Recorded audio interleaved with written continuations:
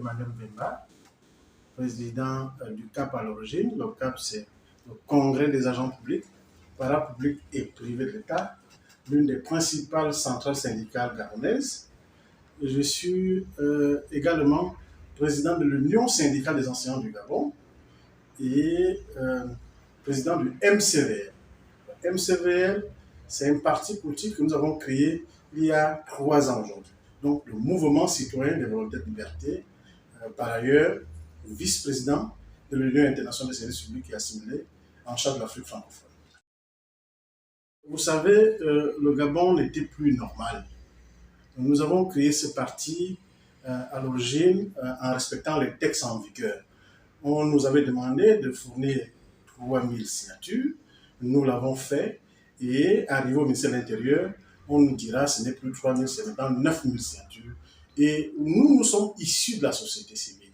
Donc nous n'avons pas eu grande difficulté à trouver les 9000 signatures parce que quels sont les membres du mouvement citoyen de volonté de liberté issus de la société civile? Il y a effectivement les centrales syndicales, les syndicats de base, les associations ONG. Donc du coup, nous avons eu la possibilité ou encore la facilité de trouver le 9000 signatures.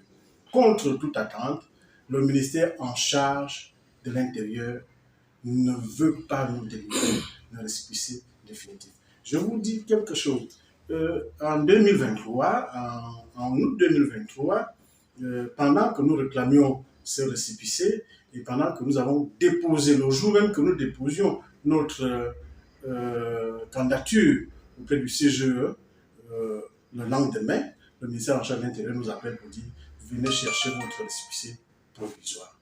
Donc du coup, Emmanuel Mbemba, qui était candidat à l'élection présidentielle 2023, en même temps candidat à l'élection législative 2023 pour le compte du canton, le 5e siège du département du Haut-Laouyem, a eu 2 statuts. Premier statut, il est présenté comme indépendant à la candidature à la présidentielle 2023 et il est considéré comme candidat du MCVL à l'élection législative 2023. C'est un paradoxe, c'est justement de l'ignorance administrative. Nous n'avons pas compris cela. Et jusqu'à ce jour, nous réclamons ce récépissé définitif conformément à la loi qui ne nous est pas délivré. Nous avons même saisi le Conseil d'État qui, juste là, n'arrive pas à se prononcer. Pendant ce temps, ceux qui avaient, j'ai envie de dire, ceux des partis qui avaient le même statut que le MCVL ont reçu, il y a 2 semaines, 3 semaines, les récépissés définitifs. Et nous avons la preuve de ce que nous disons, c'est vraiment regrettable pour la démocratie gabonaise. Sur les antennes de Gabon Première, Gabon 24, en ce qui concerne notre passage à l'émission Un candidat, un projet, nous avons dit que quand dans un pays tout est bloqué, il y a 2 alternatives. Soit c'est la société civile qui va sur le terrain et enclenche le processus, soit c'est l'armée qui prend le pouvoir pour corriger. Je crois que nous avons applaudi des 2 mains l'acte posé par l'armée gabonaise en prenant ses responsabilités et nous sommes satisfaits de constater qu'aujourd'hui, ce qui était bloqué hier finit par trouver des solutions au fur et à mesure. Je dis au fur et à mesure parce qu'ils n'ont que 100 jours d'existence aujourd'hui. Donc c'est une satisfaction pour non seulement le MCVL en tant que parti politique du centre, mais également la société civile parce que le MCVL regorge l'ensemble des organisations de la société civile. Donc c'est une satisfaction morale. La mise à l'écart, je vous le conseille. Et seulement, je pense que nous sommes dans une démocratie et que les nouveaux dirigeants qui ont pris le pouvoir ont certainement leur raison. Nous ne sommes pas capables de commenter leurs démarches et leurs décisions. Même si nous restons prêts à s'y impliquer parce qu'il s'agit de notre pays et nous voulons rappeler que le CTRI, pour avoir posé cet acte, a eu un précédent. Le précédent, c'est quoi? C'est qu'il y a une élection présidentielle qui a été organisée et qui a été mal organisée. Au constat de cette mal-organisation, les militaires ont pris leurs responsabilités. Donc, s'il n'y avait pas cette élection présidentielle qui avait regroupé un certain nombre de candidats, parmi lesquels Emmanuel Mbemba, le CTRI n'existerait pas aujourd'hui. Donc, du coup, nous constatons avec vous que tous les leaders de partis ou les anciens candidats ont été pris en compte, c'est vrai, mais ça ne nous gêne pas du tout de constater notre imagination. Peut-être que ça profite au MCVL à travailler le terrain parce que nous n'avons pas de mains et pieds liés aujourd'hui. Parce que nous commencions déjà à s'inquiéter parce que nous ne comprenions pas pourquoi l'armée ne prenait pas ses responsabilités alors que le pays allait en dérive de manière progressive et je crois que notre appel a été entendu et l'armée a pris ses responsabilités. Nous ne pouvons que remercier et féliciter cette armée aujourd'hui. Nonobstant que nous pensons que l'armée qui prend le pouvoir s'est projetée pour 2 ans. Nous pensons objectivement que les 2 ans seront respectés et que les militaires vont repartir à la caserne. C'est tout notre intérêt dans le coup d'État, j'ai envie de dire le coup de libération, comme disent les autres, engagé par l'armée gabonaise. De choses qui ont été faites, qui ont été annoncées, qui ont été faites, parmi lesquelles l'attribution des postes budgétaires, parce que vous savez, je reste avant tout syndicaliste, et quand le gouvernement ou le pouvoir travaille au profit des travailleurs, je ne peux qu'être satisfait. Donc au niveau de la santé, l'éducation, la communication, il y a eu l'attribution des postes budgétaires et c'est une satisfaction. Et bien entendu aussi, dans d'autres secteurs, il y a eu des grandes annonces, parmi lesquelles Libreville 2 qui sera construit et le tronçon OIM Mongomo qui a été lancé officiellement hier, la voirie d'OIM qui sera faite parce qu'il valait mieux vivre au village chez moi, à Koumassi, que de vivre dans la ville d'OIM avec ces nids de poules qui vraiment nous décourageaient pour rester dans la ville. Donc, c'est des choses très importantes, mais nous pensons aussi que la question de retraite, la question de valorisation des pensions retraite reste entière. Même s'il y a eu des annonces, mais nous demandons la concrétisation. Parce qu'aujourd'hui, le retraité gabonais devient le mal logé dans la sous-région. Et nous ne pouvons pas comprendre cela qu'avec autant de moyens, il y a même des sacs d'argent, des caisses d'argent qu'on retrouve dans les maisons privées des individus et que nous ne puissions pas mettre 50 milliards ou 70 milliards au profit du retraité gabonais parce que c'est des gens qui ont servi dignement la République. Donc, c'est pour ça que nous disons oui aux 100 jours, mais nous souhaiterions que le CTRI puisse mettre l'accent sur la valorisation du retraité gabonais et je crois que tout le monde sera d'accord avec nous. J'ai été très mal entre guillemets parce que quand ça s'est passé, j'étais à l'extérieur du Gabon, j'étais en mission à l'extérieur du Gabon et j'ai appris par le canal syndical que nos camarades de la SCG avaient été arrêtés et entendus par une certaine sécurité.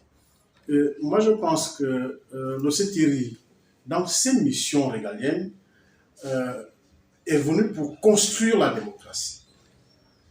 Et la construction nécessite un certain nombre de paradigmes, parmi lesquels le dialogue social, la concertation sociale et, j'ai envie de dire, la discussion permanente. Et je crois qu'avant d'arrêter nos camarades, il aurait fallu d'abord que l'employeur puisse les écouter.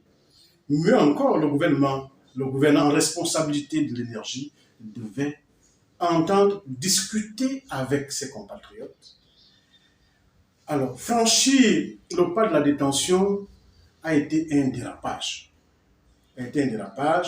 Parce que ça ne cadre plus avec la Convention 87 et nous avons été frustrés.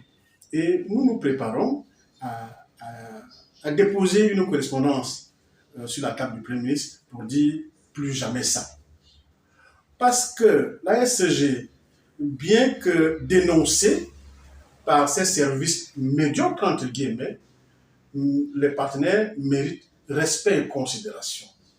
Respect et considération, c'est pour cela que si on met des mécanismes de dialogue et de concertation en place dans un État démocratique, on devrait pouvoir les respecter. Vous savez, moi j'ai été étudiant en Côte d'Ivoire. Il fut une année où l'équipe nationale ivoirienne avait été battue par un pays voisin et au retour était arrêté et envoyé en prison. Beaucoup d'Ivoiriens n'avaient pas accepté ça et apprécié cela. Et pourtant, c'était une colère que la junte en Côte d'Ivoire à cette époque avait exprimée, mais il fallait d'autres mécanismes. C'est pour ça que j'invite le CTRI aujourd'hui à trouver d'autres mécanismes de dialogue et de concertation avec les partenaires sociaux. Ils le font déjà avec les politiques, mais il faut qu'ils viennent à élargir le champ avec les partenaires sociaux, parce que, il faut l'avouer, les politiques ont échoué au Gabon depuis plusieurs années. Les acteurs qui ont fait évoluer ce pays, ce sont les syndicalistes. Traiter le syndicaliste comme, entre guillemets, comme un mal, je crois que, moi j'ai envie de dire, le syndicalisme c'est un mal nécessaire qui a pu faire développer ce pays. Les acquis que nous avons aujourd'hui partent du syndicalisme, des partenaires sociaux. Parce que les politiques étaient corrompus. Les politiques ont échoué. Et aujourd'hui, je crois que il faut traiter le syndicaliste en responsable. Et nous avons un pas aujourd'hui dans la politique et dans le syndicalisme. Mais nous pensons que si le Gabon est ce qu'il est aujourd'hui, il ne faut pas que les Gabonais oublient vite. Les quelques acquis que nous avons aujourd'hui viennent du syndicalisme et ils méritent respect. Je suis effectivement natif du département du Volé, qui a pour chef-lieu Oyem. Je suis natif de Koumassi, un regroupement de villages à une vingtaine de kilomètres d'Oyem. Donc, en principe, quand le chef de l'État a engagé une tournée républicaine, il a le droit et le devoir de rencontrer l'ensemble des cadres des provinces désignées. Et le chef de l'État a une double casquette quand il va dans l'Orient. Premièrement, il est chef de l'État. Deuxièmement, il est natif d'Oyem. Il est natif d'Oyem. Par conséquent, ses frères et sœurs devraient l'appuyer, devraient l'accompagner. Mais ce que nous avons constaté, c'est que l'organisation à cet événement a été vraiment, j'ai envie de dire, cette organisation a été mal faite par des hommes, des anciens politiques qui ont fait échouer Omar Bongo, qui ont fait échouer Ali Bongo, maintenant qui se retrouvent aujourd'hui derrière Brice Clotaire au Liguingema parce qu'ils veulent les postes, parce qu'ils veulent privilégier leurs acquis et en excluant la communauté, en excluant le sang-frais. C'est ce que nous constatons aujourd'hui. Moi, je suis président de parti politique.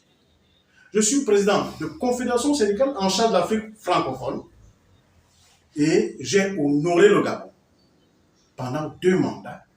À cet effet, il n'est pas normal que l'on prépare l'arrivée du président de la République dans le chef-lieu du Wellington, ville où je suis né, et que je ne sois pas impliqué parce qu'il y avait des questions de pièces d'argent. Nous ne sommes pas là pour courir derrière l'argent, nous sommes là pour honorer la République.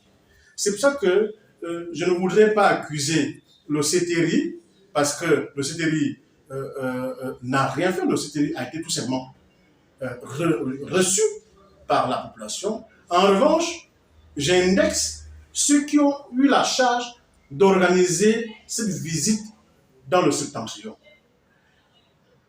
Aujourd'hui, si les mêmes responsables continuent avec les mêmes mécanismes qu'ils ont procédé avec Ali Bongo, Omar Bongo, ils les amènent, le président Oligui, tout droit vers l'échec. Tout droit vers l'échec parce que nous voulons un sang neuf.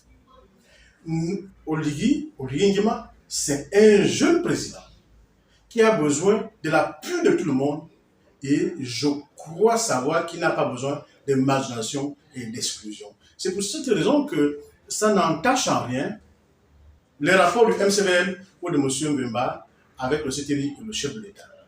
En revanche, je ne suis pas un prostitué. Donc, je ne vais pas me prostituer devant des gens qui ont fait échouer les pouvoirs sortants pour aller à OIM recevoir le chef de l'État. Mais je vais appuyer le chef de l'État à ma manière, en tant que président du MCVL, en tant que président de confédération syndicale en charge de l'Afrique francophone. En tant que mouvement citoyen de volonté de liberté, mais également en tant que CAP, Congrès des agents publics, parapublics et privés de l'État, une des importantes centrales syndicales gabonaises. Donc, nous avons deux contributions et nous osons espérer cette fois-ci que les dirigeants vont impliquer et associer l'ensemble, non seulement des politiques, mais aussi des partenaires sociaux. Parce que aller dans l'exclusion ferait échouer le CTRI. Or, le CTRI n'a pas besoin de ça. Le CTRI est venu sauver le Gabon et nous en sommes fiers aujourd'hui et nous en avons espoir. Notre mot de la fin pour dire, nous restons ouverts. Nous restons ouverts quant à notre implication dans le processus de démocratisation du pays. Parce que ce pays avait déjà été bloqué entre guillemets en termes de démocratie.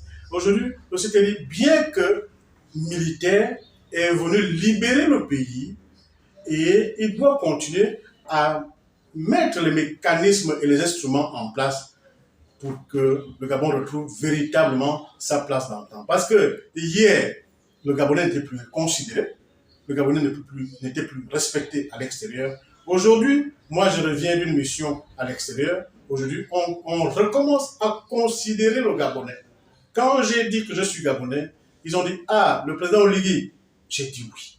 Donc, c'est de la reconsidération et j'en suis fier aujourd'hui.